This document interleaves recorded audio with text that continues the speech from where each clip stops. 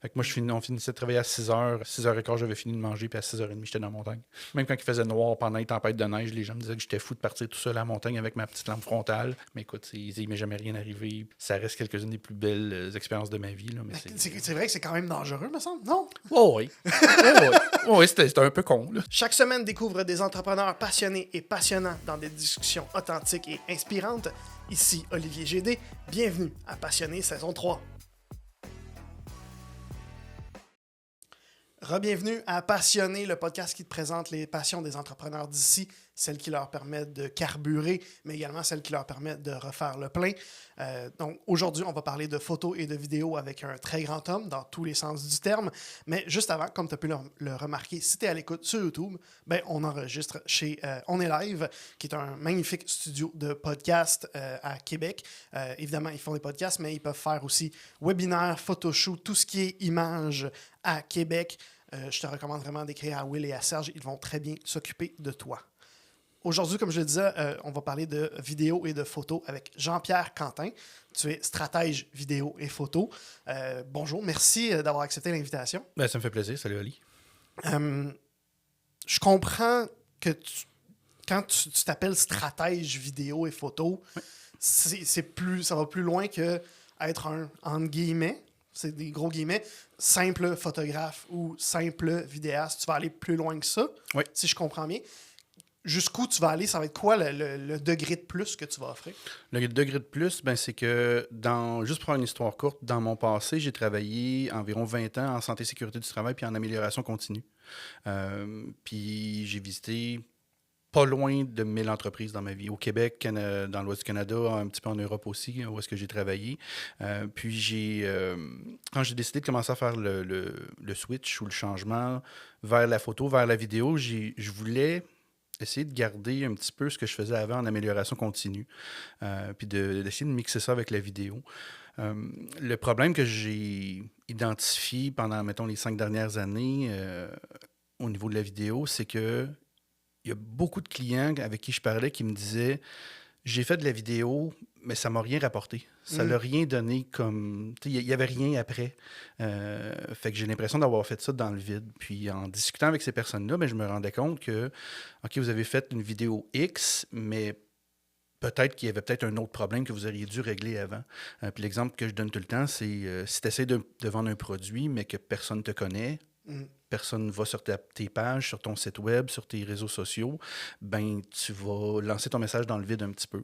Fait que moi, mon rôle en tant que stratège vidéo, c'est vraiment d'analyser toute la structure de l'entreprise de A à Z, de la création des produits ou des services jusqu'à la diffusion, le vendu, le rendu justement de ces produits et ces services-là, puis d'identifier qu'est-ce qui aiderait l'entreprise au niveau de la vidéo. Donc, si une entreprise, mettons, vraiment peu de gens qui les suivent, bien, avant de commencer à essayer de vendre un produit, on va peut-être plus établir une stratégie justement pour faire connaître cette entreprise-là. Ouais. Là-dessus, créer un petit hype autour d'eux, Si juste pour les faire connaître. Si je prends un autre exemple qu'on voit de plus en plus, une entreprise qui a de la misère à aller chercher de la main-d'œuvre, si elle fait simplement une vidéo qui est générale de 30 secondes, ben ça pourrait lui coûter très cher pour faire cette vidéo-là, puis juste rajouter un « on embauche » à la fin. Exactement. Les résultats ne fonctionneront pas, tandis que si on fait une vidéo qui est vraiment qui vise vraiment à parler de les conditions de travail, tout ce qui vient avec les relations humaines un peu plus, ben, il va y avoir plus de chances qu'elle reçoive des CV, si on veut. Exactement. Puis mon rôle en tant que stratège, c'est vraiment d'aller là, c'est au niveau du recrutement, c'est pourquoi tu n'as pas de candidat, pourquoi tu n'as pas de CV qui rentre. Fait que tu as beau faire une vidéo de recrutement, mais encore une fois, ta vidéo de recrutement, si elle ne règle pas un problème, tu n'es pas plus avancé. Fait que c'est un problème de notoriété, c'est un problème de SEO dans ton site web, c'est un problème de... tu n'as pas de page carrière, des choses comme ça, que tu fasses des vidéos ou pas, ben les gens ne se rendront pas puis ça n'améliorera pas ton cas. Fait qu'on va vraiment y aller par étape pour analyser qu'est-ce qui serait préférable d'avoir, puis on crée le matériel au fur et à mesure. Donc, pour régler ces problèmes-là. Si je comprends bien, dans ton service, est-ce qu'il y a une partie de coaching en affaires, si on veut? D'une certaine façon, oui. Là-dessus, parce que, moi, une des choses que j'aime le plus, c'est la structure organisationnelle. Puis si on se rend compte qu'à un moment donné, ben il y a du sable dans l'engrenage en quelque part. Si on ne règle pas ce problème-là, après ça, on ne sera pas capable de l'améliorer. Fait que réglons ce problème-là, puis après ça, on va intégrer les choses qu'on va avoir besoin de faire là-dessus. Mais moi, mes solutions que j'implante, c'est des solutions vidéo à ce niveau-là. Surtout vidéo. Oui, surtout vidéo. Ouais. Mais tu vas prendre des photos aussi quand même, si le mandat le demande. Oui. OK. Comment t'en es arrivé là? Tu sais, tu disais tantôt, tu as visité plus de 1000 entreprises dans ta carrière, au Québec, mais aussi à l'extérieur du Québec, même en Europe. Oui. Comment t'en es arrivé là? Faire ce grand nombre de visites-là? Ben oui. Donc, quand je travaillais en santé-sécurité, je travaillais pour ce qu'on appelle des mutuelles de prévention, ce qui faisait qu'on avait des clients partout au Québec à couvrir, donc ça allait de la baie James jusqu'en Gaspésie.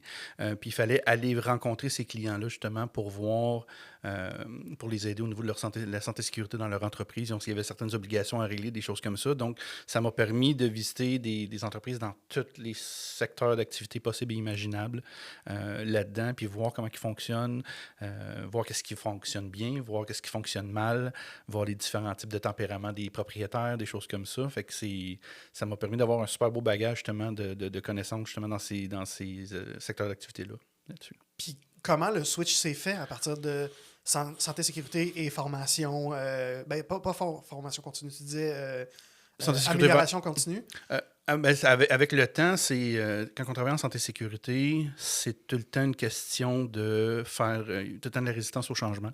Si on demande aux gens de changer leur façon de faire, leur façon de travailler pour pas qu'ils se blessent, pour pas qu'ils se fassent mal, des choses comme ça. Puis, à force de rencontrer beaucoup d'adversité comme ça, j'ai décidé de me plonger un peu plus dans ce qui était la psychologie du changement. Comment les gens réagissent quand ils font face au changement dans leur vie. Puis, j'ai même développé une conférence justement que je donne là-dessus.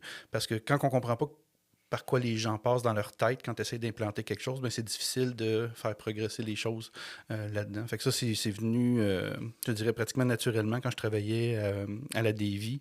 On avait le chantier repartait, une nouvelle mentalité, une nouvelle structure, un nouveau propriétaire, puis les travailleurs qui étaient là, il y avait une grosse réticence au changement, donc il fallait qu'on trouve une façon justement d'adoucir un petit peu le processus là-dessus pour que ça roule plus. Puis le switch vers la vidéo, il est arrivé comment? De ce que je comprends, c'est en faisant ces visites-là qui n'avaient pas du tout rapport à la vidéo que la vidéo est arrivée dans ta tête? C'est la photographie en premier qui est arrivée. Puis, comme beaucoup de personnes, il y a 6-7 ans, j'ai fait une dépression.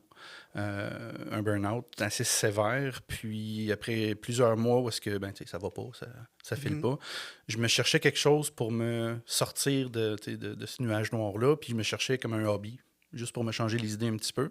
Puis il y avait une de mes amies qui s'appelle Michel Grenier, en passant, qui est une excellente photographe de sport ici à Québec. Elle avait commencé à faire de la photo, puis j'ai fait comme, ça me semble que ça pourrait être cool, ça aussi, pour moi. Puis quand j'étais plus jeune au cégep, j'ai étudié en art, j'ai étudié en cinéma déjà. Fait que j'avais déjà comme un intérêt vers ça. T'avais un côté artiste un peu. Ouais, ça, j'ai étudié en art, puis fait que j'ai toujours aimé ça. Fait que me tourner vers la photographie, ça a comme été ça a été comme facile. Fait que j'ai été m'acheter ma première petite caméra. J'ai commencé à suivre des cours sur YouTube. Puis là, il y a eu un déclic qui s'est fait là-dedans. Puis là, je me suis inscrit pour aller faire mon cours de photographie professionnelle par la suite. Puis là, ça l'a juste déboulé par la suite. Ouais. Okay. Après la photo, c'est là que j'ai été suivre mes cours en vidéo. Puis par la suite, en marketing vidéo. En pré-entrevue, je t'ai demandé un mot qui décrit ta passion pour ton travail et pour ta profession. Puis tu m'as dit réussite. Oui. Pourquoi? Pourquoi? C'est... comme je t'ai dit tantôt, j'ai visité tellement d'entreprises. Partout où est-ce qu'on va, tu vas chercher ton café le matin dans un petit café, tu vas au restaurant, tu vas au Walmart, tu vas dans une boutique, tu vas n'importe où. Il y a des gens qui sont derrière ça, qui ont décidé de prendre le risque de faire de l'entrepreneuriat. Puis j'en ai tellement côtoyé dans ma vie, j'ai tellement de belles histoires que voir quelqu'un réussir, il n'y a rien qui vient me chercher plus que ça. Tu sais, quelqu'un qui veut faire quelque chose puis qui va réussir son projet, tu sais, c'est écœurant. Ça t'émeut? Oh, oui, vraiment. Tu sais, comme moi, je vois quelqu'un aux Olympiques qui gagne de quoi, là, c'est comme, wow. Tu sais, c'est comme l'accomplissement ultime. Fait que, tu sais, n'importe qui réussit n'importe quoi. Puis si je peux participer justement à cette réussite-là, tu sais, je vais en être très content, mais... c'est ça, il y a quelque chose derrière, réussir ce qu'on entreprend qui vient me chercher beaucoup. Pourquoi? Je ne sais pas, honnêtement. Je te dirais que c'est différent depuis 10 ans parce que j'ai longtemps fait de la compétition. J'en ai fait pendant 22 ans. Puis en 2015, il a fallu que j'arrête à cause de blessures. La compétition de? J'ai fait 16 ans en volleyball. OK. Puis j'ai fait les 7 premières années, mettons, entre 15 et 21 ans. J'étais en tennis de table au niveau national là-dedans. Fait que le sport a toujours fait partie de ma vie, mais en 2015, il a fallu que j'arrête. Puis tu sais, le sport, c'était mon exutoire, c'était ma façon de me défouler, c'était ma façon de me faire valoir, des choses comme ça. Puis depuis que je peux plus vraiment en faire, ben d'aider les autres, tu sais, c'est comme un peu réussir par procuration, en aidant les autres à le faire un petit peu là-dessus. Ouais. OK, je comprends. J'ai l'impression que le monde entrepreneurial fait qu'il y a toujours un autre défi, justement. Tu sais, quand tu parles de réussite, est-ce que on peut réellement atteindre la réussite complète, à ton avis? Ça dépend c'est quoi ta notion de réussite. Pour certaines La personnes... sienne, c'est quoi? La mienne, ça va tout simplement être de vivre de ma passion. Je veux...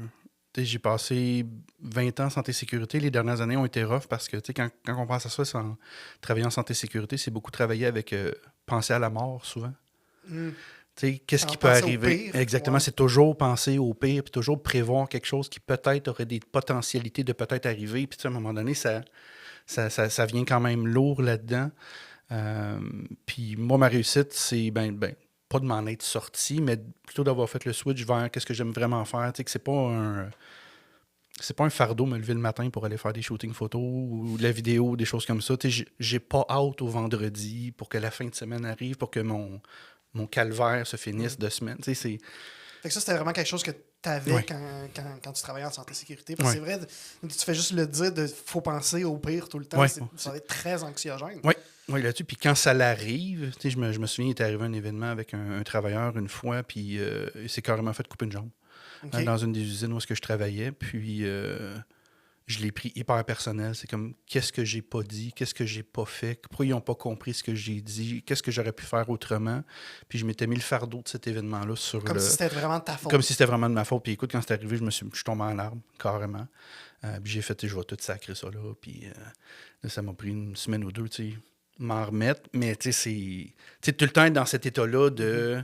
c'est quoi la prochaine chose qui va arriver, puis ça va-tu être de ma faute, puis tout ça. À un moment donné, pour moi, c'était trop. Je connais plein de gens qui font un superbe travail en santé-sécurité, tout ça, puis ils aiment ça, puis ils n'ont pas la même vision de la chose que moi. Mais moi, après 20 ans, à un moment donné, c'était... C'était assez. Ouais, c'était assez.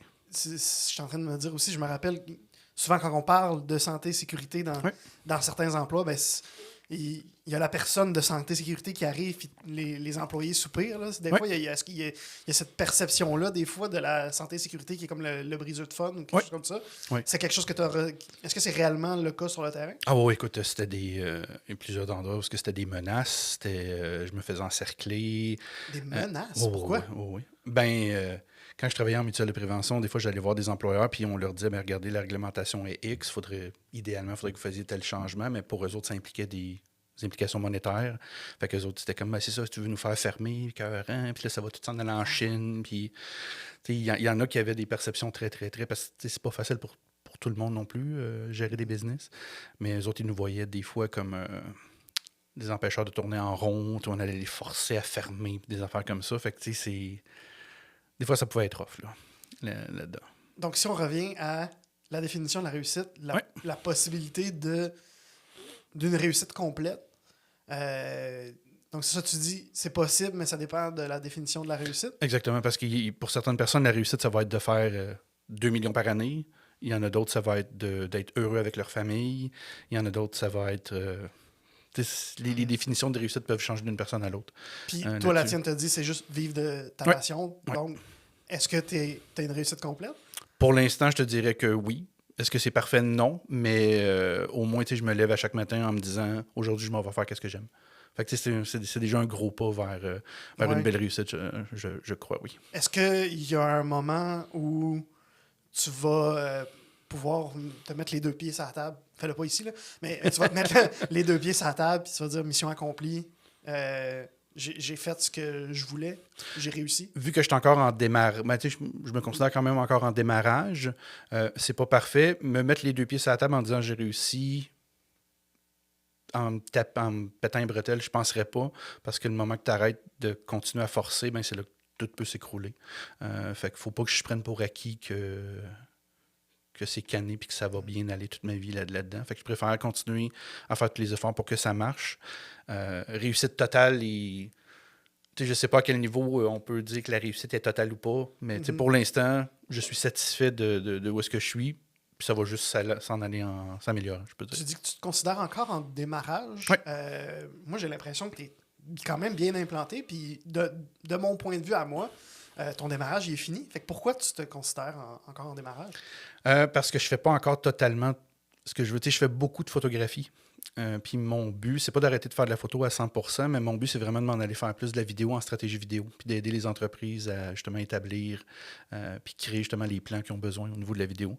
Quand je vais être rendu là, puis que ça va vraiment rouler à ce niveau-là, là, je vais pouvoir, comme tu disais tantôt, peut-être pas me mettre les pieds sur la table, là, mais quand ça va occuper, mettons, 70% de mon temps, là, je vais pouvoir dire, bon, là, je fais exactement ce que je veux faire.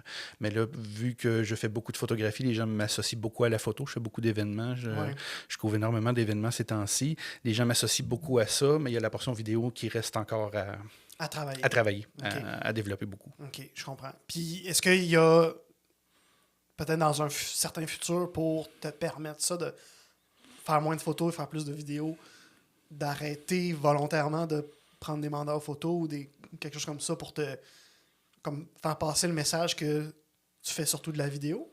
Non, je vais plus augmenter mon offre en vidéo, tout simplement. Plus me faire voir à ce niveau-là. Là-dessus, comme là, cette semaine, j'ai commencé à développer tous mes scripts pour moi. Tu sais, qu'est-ce que je dis que je veux faire pour les autres? Là, cette semaine, j'ai décidé que j'allais le faire pour moi, pour être le cordonnier bien chaussé. Exactement. Là-dessus, puis c'est ça, cette semaine, j'ai couvert un événement avec la Chambre de commerce d'industrie du Grand Lévis, où est-ce qu'il y avait une conférence de Dominic Brown, de Chocolat Favori. Oui. Quel personnage merveilleux il est. Hyper inspirant. Puis, il a dit une phrase qui m'a mis le couteau entre les dents. Puis, il a dit, qu'est-ce que t'attends? Qu'est-ce que vous attendez? Le moment parfait n'arrivera jamais. La situation parfaite pour faire de quoi n'arrivera jamais. Fait que, lève-toi, fais ce que tu as à faire, puis fonce. Qu'est-ce que tu attendais, Jean-Pierre?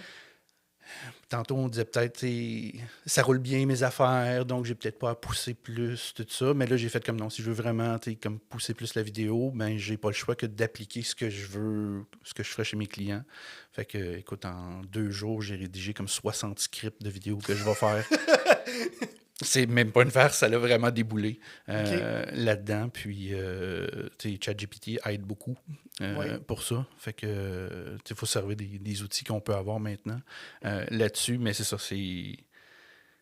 Quand on se fait dire tout le temps, ça va bien tes affaires, c'est le fun, on a tendance peut-être à mettre le pied sur le break. C'est peut-être ça qui est arrivé un petit peu aussi. Mais là, c'est comme le confort réconfortant de... C'est pas exactement ce que je veux faire, mais c'est proche de... Exactement, oui. Puis ça fonctionne bien, fait que je vais continuer ça. OK, je comprends. Mais là, c'est ça. Suite à cette conférence-là, j'ai fait comme non. Je veux l'atteindre, ça, la production vidéo plus régulière. Puis là, je prends les moyens justement pour que ça arrive pour moi aussi. Tu as mentionné ChatGPT rapidement. Je ne prévoyais pas du tout d'en parler, mais je suis curieux. Oui. Comment on peut impliquer l'intelligence artificielle dans un processus de création vidéo ou photo? Comment toi, tu l'impliques? Je l'utilise vraiment beaucoup pour mes stratégies vidéo parce que une des choses que la majorité des entreprises se demandent tout le temps, c'est de quoi je vais parler. C'est de quoi il faudrait que je parle dans mes entreprises, alors que toutes les réponses sont là-dedans. Donc, des choses simples qu'on peut faire, et dans Google, et dans ChatGPT, c'est tout simplement, premièrement, de demander, hey, dans mon secteur, dans mon domaine d'activité, c'est quoi les questions qui sont les plus souvent demandées, mettons sur Google ou sur les moteurs de recherche. Fait qu'il dresse une liste de ces questions-là. Puis chacune de ces questions-là devrait être une réponse en vidéo. Devrait être un sujet d'une vidéo. Fait que déjà là, tu sais qu'il y a des gens qui vont sur Google, qui tapent cette question-là. Fait qu'en implantant une vidéo avec le bon SEO, théoriquement, les gens vont tomber sur ton matériel là-dessus. Puis là, après ça, on peut extrapoler puis exploser tout ça en des dizaines et des dizaines et des dizaines et des dizaines de vidéos après ça. C'est ça, je m'en allais dire. On fait juste avoir la première liste. Oui. Puis après ça, juste voir les 2-3 premiers éléments de la liste, ça nous fait sortir tout plein d'autres idées, puis Exactement. on finit par oublier la Ouais. première liste parce qu'on a... Ouais. OK, je comprends, parce que c'est drôle, j'avais une discussion justement là-dessus sur l'intelligence artificielle dans l'entrepreneuriat en général, puis la conclusion de notre discussion, c'était beaucoup que quand on demande à ChatGPT de nous sortir quelque chose, ça va soit être pas bon, soit ça va être exactement ce que toutes les autres font. Oui. Mais de ce que je comprends, tu as vraiment trouvé une façon de prendre ce que toutes les autres font puis de l'utiliser d'une autre façon en disant ben ça va être ton SEO à la place. Exactement. Ça va te permettre de ressortir. Oui, parce que tu peux utiliser justement ces outils-là comme ChatGPT. Tu peux lui demander. Parce que moi, je le pose vraiment beaucoup en disant bon, ben, nomme-moi les 10 questions qui sortent le plus souvent, mettons, dans ce secteur d'activité-là. OK, pour chacune de ces questions-là, rédige-moi un script pour une publication vidéo, mettons, de 30 secondes sur LinkedIn. Fait qu'il va adapter le langage pour LinkedIn. Si je demande de me faire le même script, mais pour Instagram ou Facebook ou X ou peu importe, ben, il va adapter le texte, tout OK. simplement. Fait qu'il est là vraiment beaucoup pour aider. Puis après ça, tu peux lui dire raffine, vulgarise un petit peu plus, que ce soit plus... Fait qu'il y a une façon justement d'accélérer le processus de rédaction justement de ces textes-là.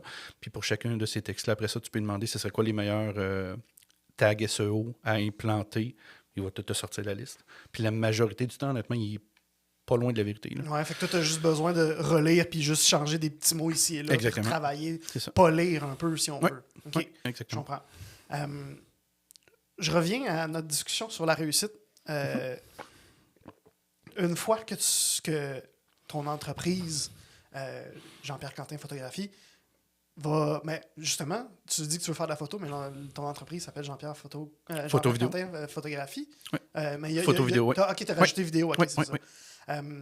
Fait que, Ça, ce chandail-là, c'est simplement parce que quand je fais des événements, je veux juste être comme ouais, quand tu fais de la identifié comme photo, je comprends. le photographe. Ouais. Je comprends, OK. Ouais. Mais c'est ça, une fois que... donc, je reviens à ma question. Une fois que ton entreprise, tu vas faire comme tu disais, 70% vidéo, Ouais. puis que tu vas être vraiment bien implanté comme vidéaste, comme stratège vidéo, Ouais. en fait, tu vas faire quoi après? Une fois que ça va être fait, puis tu vas pouvoir dire mission accomplie. Après ça, je vais... Mais regarde, là, je suis rendu je vais avoir 47 ans. Je pense que je suis bon pour faire ça pendant un bon bout de temps. Puis me satisfaire de ça encore pendant longtemps. Mais tu sais, je le sais que en vieillissant, le corps, c'est quand même rough, là, aller faire de la vidéo puis de la photo. Là. Physiquement, c'est quand on passe des journées debout à filmer puis à prendre des photos, des fois, ça peut être rough. Fait que, qu'est-ce qu'il y a après, c'est que je vais peut-être me spécialiser en montage vidéo. Là, je suis en train de tout suivre mes cours justement pour devenir monteur certifié là-dessus. Donc, éventuellement, peut-être que ça va prendre une partie de ma job. OK. Plus à la maison, recevoir le matériel, faire des montages, des choses comme ça. Fait que je pense déjà dans 5-10 ans. Pour ça. Mais pour l'instant, là, je veux vraiment pousser ma business de vidéo, mais je sais que les besoins en vidéo vont juste augmenter dans le futur. Ouais. Fait qu'il va y avoir besoin de plus en plus de monteurs Absolument. là-dedans. Absolument. Donc, je suis en train de faire mes classes là-dedans. Fait que toi, l'objectif final de ton entreprise, si je comprends bien, c'est juste de vivre de ta passion, vraiment. Vivre de ma passion, puis surtout d'aider les entreprises à croître, à grandir. Puis À réussir à eux aussi. autres à réussir, exactement. Là-dessus, parce que si je vois tellement d'opportunités manquer des fois pour... Par exemple. Ah mon Dieu, des entreprises qui vont manquer des occasions. Tu sais, le virage numérique, le virage vers la vidéo, il est hyper important présentement. C'est prévu qu'en 2025, la bande passante sur Internet, 85%, ça va être juste la vidéo là-dedans. Ça veut dire que, mettons, dans 2-3 ans, si ton entreprise n'a pas commencé à faire le switch vers la vidéo, puis que tu es encore juste sur des posts, puis des publications écrites, des choses comme ça, ben dans les moteurs de recherche, quand les gens vont chercher, Tu sors en dernier, tu vas puis même arriver en arrière. exactement là-dedans. Fait que je trouve qu'il y a beaucoup d'entreprises qui sont en train de... Tu sais, puis je suis pas pour prêcher pour ma paroisse en disant achetez mes services, c'est pas ça, c'est vraiment... Il y a beaucoup d'entreprises qui prennent pas le temps de se moderniser là-dedans. Tu sais, un exemple dans un autre secteur, tu sais, on parle beaucoup de pénurie de main-d'œuvre, puis de technologie, puis de robotisation. Tu sais, puis au niveau de la pénurie de main-d'œuvre, ben, j'étais à l'université en 2004. C'était déjà prévu qu'au Québec, aux alentours des années 2018, 2019, 2020, il y allait avoir un immense crash, un gros mur au niveau de la pénurie de main-d'œuvre. Mais pendant toutes ces années-là, la majorité des entreprises n'ont rien fait. Ils ne se sont pas adaptés, ils n'ont pas modernisé, ils n'ont pas robotisé leurs choses, ils n'ont pas changé leurs pratiques. Ils se sont juste dit, on va voguer sur la vague. Puis On là, contournera le mur quand on va être rendu dedans. Exactement, mais là, sont arrivés, puis les autres entreprises qui, eux autres, avaient pris les devants, qui sont modernisées, qui sont robotisées, qui ont automatisé plusieurs choses, mais là, eux autres sont des années-lumière en avant d'eux autres là-dedans. Fait que, tu sais, quand tu surfes pas sur la vague du changement pour justement progresser, puis t'améliorer, puis être où est-ce qu'il faudrait que tu sois, ben, c'est là que je parle d'opportunités manquées, bien des fois. Là. Autant de la vidéo que dans plein d'autres sujets aussi. Là. Avant de continuer, j'aimerais remercier AGMT.dev. L'équipe d'Alex Gauvreau m'a beaucoup aidé cet été avec plusieurs problèmes que j'avais sur mon site web et sur mon domaine, dont plusieurs problèmes que d'autres professionnels avant n'avaient pas réussi à régler.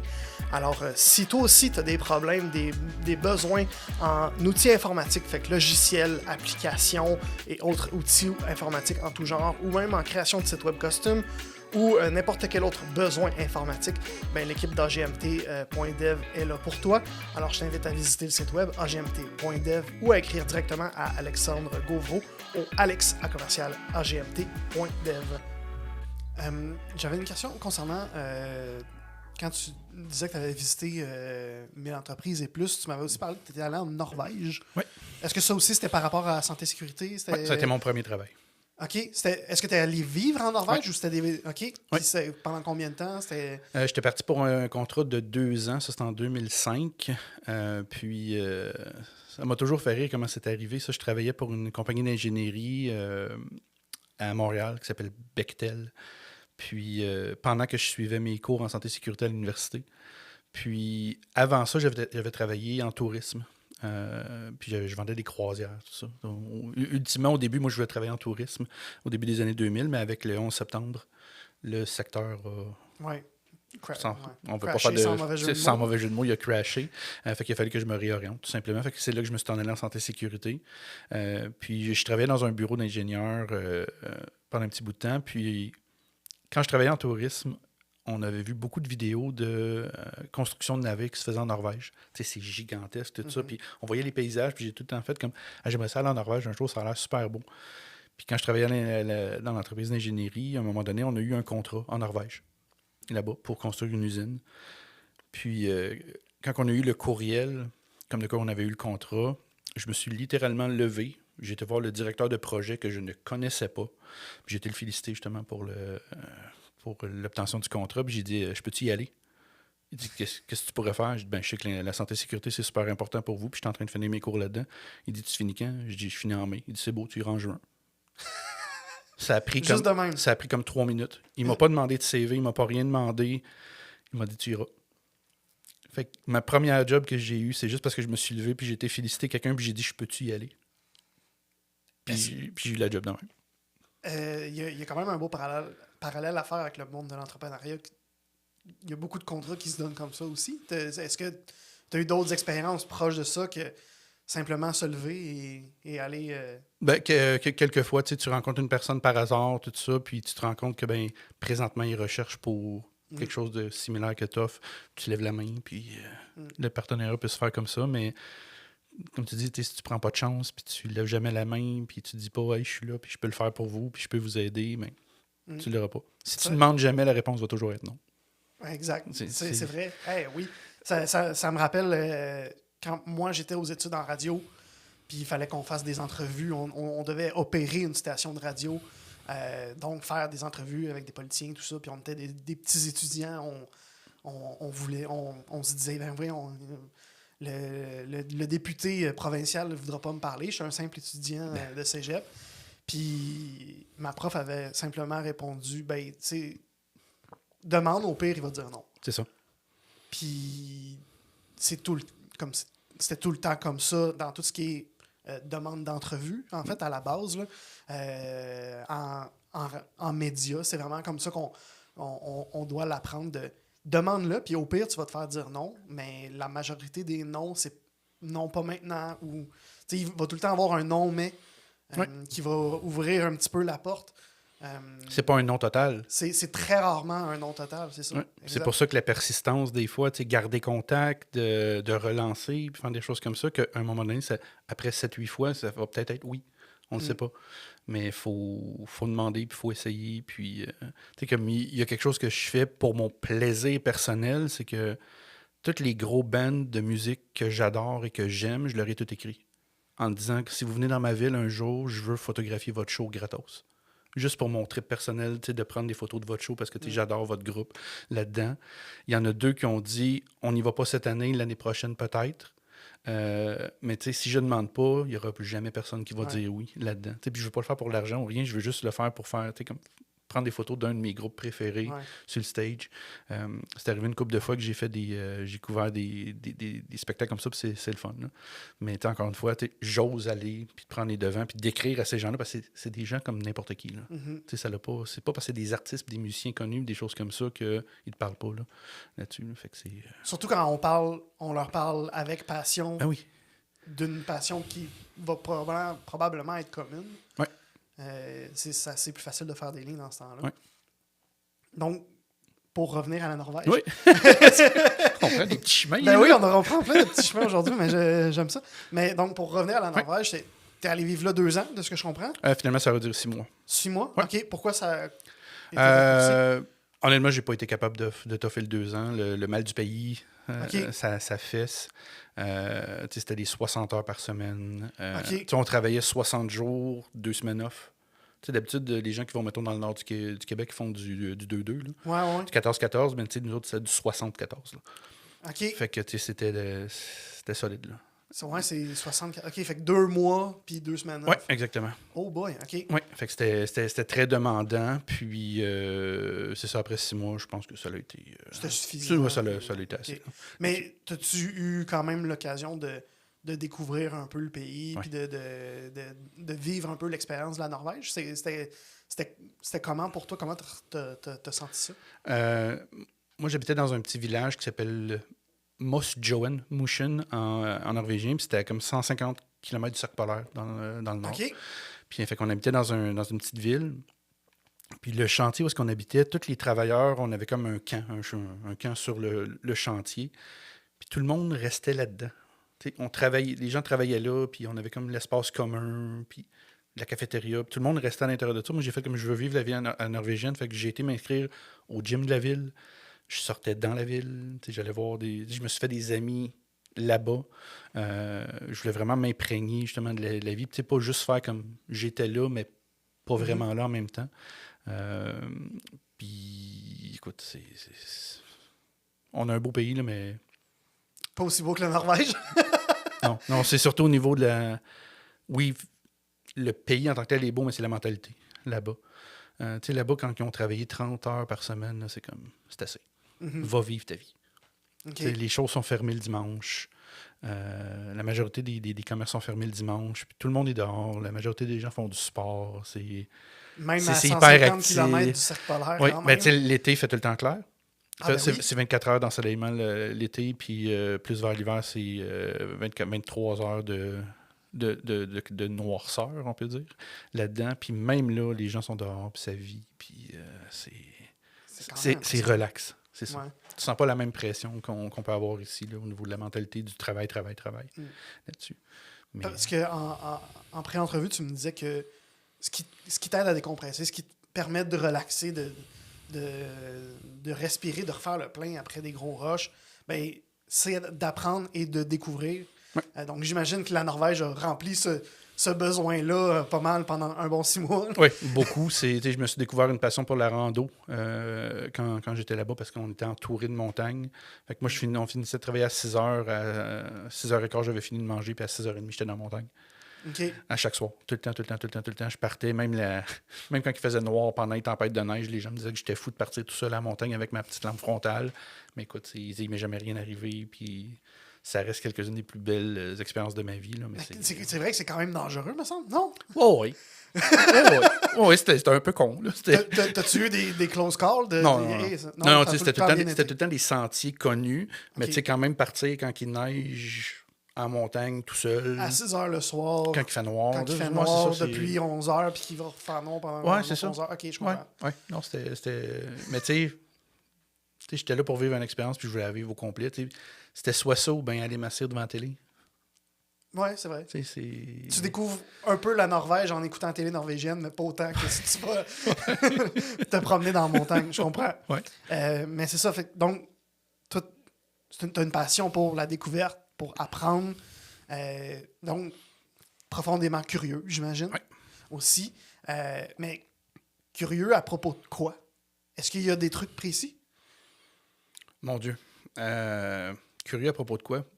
Des fois, ça peut être intense un peu. Quand j'avais commencé à écouter Big Bang Theory, je commençais à aller faire des recherches sur tous les principes scientifiques qu'ils nommaient à l'intérieur. Puis à un moment donné, j'ai fait OK. Oui, parce que pour ceux qui ne connaissent pas Big Bang Theory, c'est un sitcom comme début des années 2000 jusqu'à 2010, genre, me semble. Puis c'était centré sur des nerds. Des nerds Carrément. solides, scientifiques. Puis il y a beaucoup de terminologie scientifique. Fait que toi, j'allais chercher de quoi qu'ils parlent, puis ce que ça veut dire, tout ça. Puis c'est l'extrême. Mais tu sais, la curiosité, c'est... Tu sais, comme là, je fais de la photo puis de la vidéo, fait que j'essaie d'aller approfondir le plus possible chacun des éléments que je peux. Donc, tu sais, j'ai été suivre des cours en photographie de nourriture, en photographie de portrait, en photographie architecturale. Tu sais, j'essaie de toutes les faire pour être le plus versatile possible à ce niveau-là. Tu sais, il y en a beaucoup qui se nichent dans des secteurs. Puis, comme je disais l'autre fois à quelqu'un, je dis je ne fais pas de niche car je ne suis pas un chien. Mais, tu sais, c'est ça, c'est... Je vais en apprendre le plus possible. Je ne veux pas me limiter à une chose. Fait que, si quelqu'un me demande des photos architecturales, comme je fais des fois pour une compagnie de construction, mais je suis capable d'aller les faire. Est-ce que je suis aussi bon que quelqu'un qui fait uniquement ça de sa vie? Peut-être pas. Mais les rendus sont quand même potables et utilisables. Ils sont bons quand même. Ils sont utilisés présentement sur leur site web. Puis tout le monde est content. Exactement, c'est ça. C'est ça. Fait que ma curiosité, c'est quand je commence à toucher un sujet, je vais vouloir l'approfondir beaucoup. Je comprends. Je comprends. Puis... Pour encore, on est dans on revient à Norvège. On revient à apprendre et à découvrir. Ouais. Mais est-ce que tu as toujours été comme ça, de vouloir apprendre, aller découvrir des nouvelles choses? J'ai toujours détesté les vacances d'été quand j'étais à l'école. Pourquoi? Parce que je faisais plus rien. J'avais l'impression que je faisais plus rien et que j'apprenais plus rien. Puis je suis toujours en train d'apprendre quelque chose. Je suis toujours dans une formation, je suis toujours dans un cours, je suis toujours en train de suivre une formation pour m'approfondir dans quelque chose. Parce que sinon, j'ai l'impression de stagner. Puis j'ai l'impression de ne pas avancer. Mais je viens cranky un petit peu. Fait que j'ai l'impression qu'il faut tout le temps que j'apprenne quelque chose de nouveau. Des fois, c'est pour personnel, des fois c'est pour le travail, des fois c'est pour n'importe quoi, mais j'ai ce besoin intègre-là d'apprendre quelque chose là-dedans. Apprendre pour l'action d'apprendre ou apprendre pour pouvoir te féliciter de connaître quelque chose de plus? Non, ben c'est pas pour la tape dans le dos pour dire je l'ai faite, c'est plus pour... C'est tough à expliquer, là. Pourquoi j'aime autant ça apprendre? C'est-tu pour... tu sais, pour mon travail, c'est sûr que c'est utile justement pour le faire, mais pour le reste, des fois, c'est juste... C'est juste ton cerveau, il aime être alimenté de ça. Ouais, c'est ça. Tu sais, je reviens encore à Big Bang Theory, le personnage de Jim Parsons, il a Asperger, limite. Tu sais, s'il n'a pas la réponse à quelque chose, il vient comme un petit peu cranky. Mais tu sais, des fois, c'est ça. Si quelqu'un me parle de quelque chose, puis je sais pas de quoi il parle, ça me reste dans la tête. Ça te gosse. Okay. Ouais, c'est ça, puis ça fait comme me travailler, fait qu'il faut que j'aille la réponse. Tout simplement là-dessus. Fait que des fois, c'est peut-être juste pour calmer un petit peu mon cerveau là-dessus. Des fois, les gens qui sont profondément curieux comme ça, puis qui ont ce besoin d'apprendre, ils ont une bucket list. Une liste de choses qu'ils veulent aller découvrir. Souvent, ça va être plus en voyage, je vais aller à telle place, puis à telle place, puis je vais apprendre telle langue, puis ça va être surtout par rapport à ça. T'as-tu une bucket list de ce genre-là? D'apprentissage... Je l'ai fait au fur et à mesure. Comme là, je te dirais, là, je suis vraiment dans le montage vidéo. Okay. Parce que je trouve que c'est peut-être un peu la chose dans laquelle je dois m'améliorer le plus. Dans ton besoin d'être polyvalent. Dans mon besoin d'être polyvalent, tu sais, puis à ce niveau-là. Fait que là, présentement, mon bucket list, c'est vraiment de me... Tu sais, je veux pas suivre une formation pour suivre une formation. Je veux vraiment devenir certifié pour être capable de dire, regardez, je suis capable de faire vos projets. Mais si on y va plus au niveau personnel? Perso, il me reste 2 voyages que j'aimerais faire. Je t'écoute. Islande puis Roumanie. Pourquoi? Islande, tout simplement parce que c'est, je pense, le paradis des photographes. Okay. C'est à peu près tous les photographes que je suis sur sur C'est sur vrai que ça YouTube, a sur l'air les... très beau. Ouais. Ouais, puis en plus, j'habitais en Norvège, il y a quand même quelque chose d'un peu similaire là-dedans au niveau de la mentalité, puis la façon de vivre. Puis juste pour le trip d'aller là-bas, là, ça a trop l'air beau. Roumanie, j'ai tout le temps, ça fait longtemps que je voulais le faire. Là, je ne sais pas si je serais encore capable de le faire, mais pendant que je faisais beaucoup de randonnées, je m'étais inscrit pour faire une randonnée là-bas dans un chaîne de montagne qui s'appelle les Carpates. Puis ça me reste en tête encore un petit peu. OK. D'aller faire cette rando-là, c'est 2 semaines où est-ce que tu montes en montagne, tu redescends, dormir en quelque part, tu remontes, tu redescends OK. pendant 2 semaines comme ça. Comparable à une expédition comme l'expédition vite de même qui me vient en tête c'est comme la facile, c'est l'Everest. C'est un peu le même concept, entre guillemets, mais au lieu de Ouais. constamment monter en hauteur, tu montes, tu descends. Ouais, c'est ça, exactement. OK. Puis les paysages sont différents Ouais. aussi, j'imagine. Oui, puis les visuels sont exceptionnels. Puis il y a un petit bout pas loin du château de Dracula aussi qui est le fun. Ah, ouais, ça doit être cool. Ouais, c'est ça. Sur ta bucket list, Ouais. dans les éléments que tu as déjà cochés, c'est lequel le plus hot ou celui qui te rend le plus fier? Aller vivre en Norvège. Ah ouais? Ouais. Aller vivre à l'étranger, tu t'abandonnes tout, là. Est-ce qu'il y a un petit souvenir aigre-doux du fait que tu t'as pas fait la durée que tu devais faire, entre guillemets? Ouais. Ouais. Ouais. Ouais. Tu vis comment avec ça? Est-ce que tu as le goût d'y retourner? Puis De finir ce que j'avais entamé. genre? Tu sais, j'ai un enfant. Il vient d'avoir 10 ans récemment. Tu sais, je l'aime. Mais tu sais, je me dis toujours, s'il n'avait pas été dans ma vie, je serais reparti là-bas. Mm. Je serais reparti vivre là-bas pour plusieurs raisons. Tu sais, je te l'ai dit, la mentalité, le paysage et tout. Tu sais, le fait que c'est plus comme relax là-dedans. Tu sais, il y a tout le temps le petit... J'aimerais ça y retourner. Mm. Fait que dans 10 ans, quand ton fils va être rendu aux études, il habitera plus chez vous, tu vas partir. Ben, Je comprends? j'ai déjà un plan, c'est que quand il va finir son secondaire, je veux partir avec lui 1 mois OK. en Europe, puis aller y montrer où est-ce que j'habitais. OK. En Norvège. C'est cool. Aller faire un petit voyage avec lui là-bas. Là. Fait que mon intention, c'est ça, c'est dans 6-7 ans de partir avec lui, faire un beau mois en Europe. Là. Ben, je te le souhaite vraiment. C'est vraiment un cool projet. Pour avoir traversé l'Atlantique pour la première fois tout récemment. T'es allé où? Paris et Portugal. Nice. Puis j'ai eu la piqûre de l'Europe aussi, fait que je peux comprendre. Je rajoute Danemark et Islande et Roumanie sur ma liste. Maudit, je vais avoir une longue liste. Là. Mais une fois que t'es rendu, ils sont pas loin. Oui, c'est pour ça qu'on a fait Paris et Portugal, parce qu'au départ, non, c'est pas ça le sujet, là, mais c'est pas grave, je vais le dire. Mais au départ, on allait là pour un spectacle. OK. Puis on De a eu qui? des billets De quoi? pour un Taylor Swift. OK. Ma blonde est une méga fan de Taylor Swift. C'est une Swift. C'est une Queen Swiftie. Allô Mylène, je t'aime.